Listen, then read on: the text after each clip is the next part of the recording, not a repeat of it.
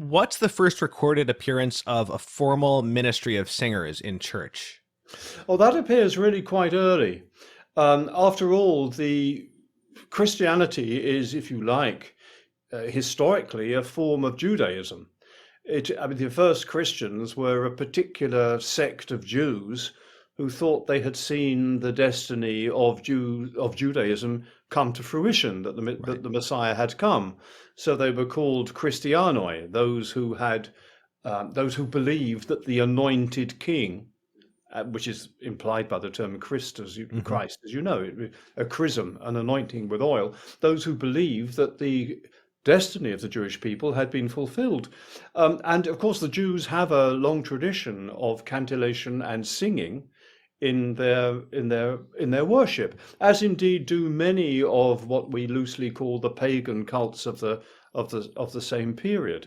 So singing has always been, for as long as one can remember, really, an important part of the notion and the concept of worship.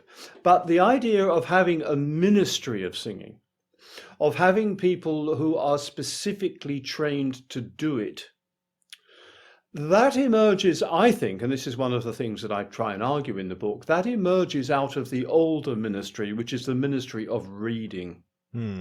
After all, Christianity, as we all know, is one of the religions of the book. Christianity has as its core a set of venerated texts that had achieved a more or less canonical and standard form by the end of the second century. And they would be, extracts from them would be read, and then you go on to the next step where you appoint particular parts of the texts to be read on particular days. And then you've got a ministry of the lector, of the reader. Right. And my view is, and I doubt if I was the one who first thought it up, but I certainly try and develop it extensively in the book, that the ministry of reading is the beginning of the ministry of singing. That That the certainly makes sense in even in the churches, the Catholic churches, dictates for liturgical music today is that the text is primary, right? So, Absolutely, yeah. yeah, yeah, that's right. I suppose the really fundamental development that the book has to deal with is there are obviously many ways in which you can generate a musical performance of a text. You can have a whole set of motifs that you've learnt as part of an apprenticeship, and without writing, you can generate what sounds like an acceptable and characteristic setting on the spot from the materials that you have learnt in your apprenticeship. And in a situation like that, it isn't important that the setting should be exactly the same this time as it will be the next time or as it was the last time. And musical notation, in a way, is the culmination of the view that it is important for the ritual importance of a musical setting that it should be the same then, now, and in the future. It is canonical as the text is canonical.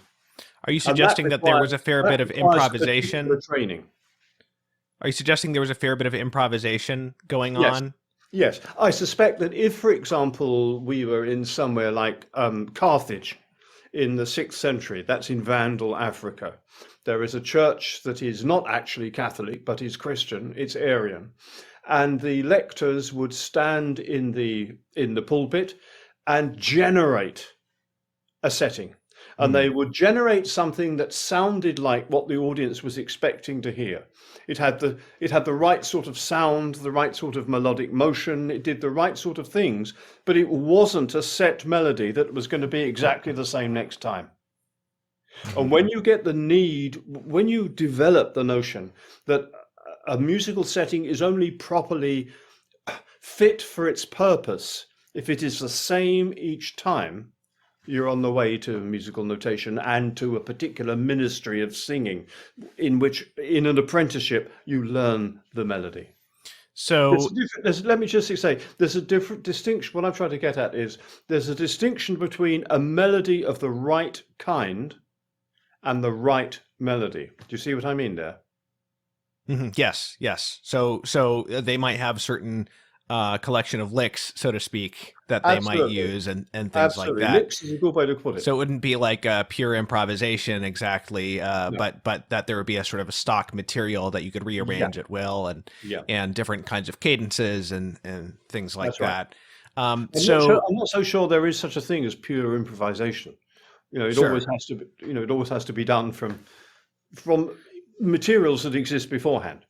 sure, yes, yeah, that's true.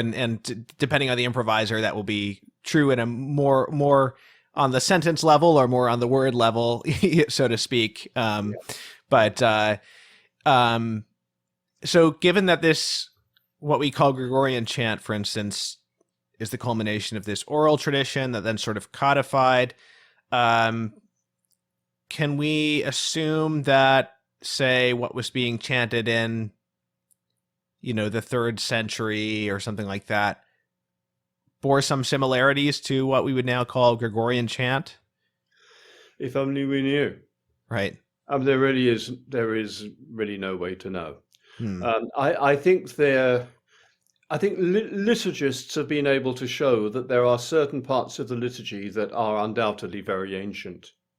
And there are certain chants, the Te Deum, for example, might be one, that are very ancient indeed. And they have a kind of, the Te Deum, it has a kind of improvisatory quality, really.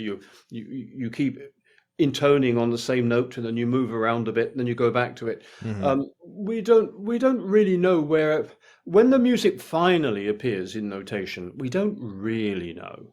Mm-hmm. There's no way of knowing where it's all come from. Right. Okay. It's presumably part of a very complex Mediterranean heritage.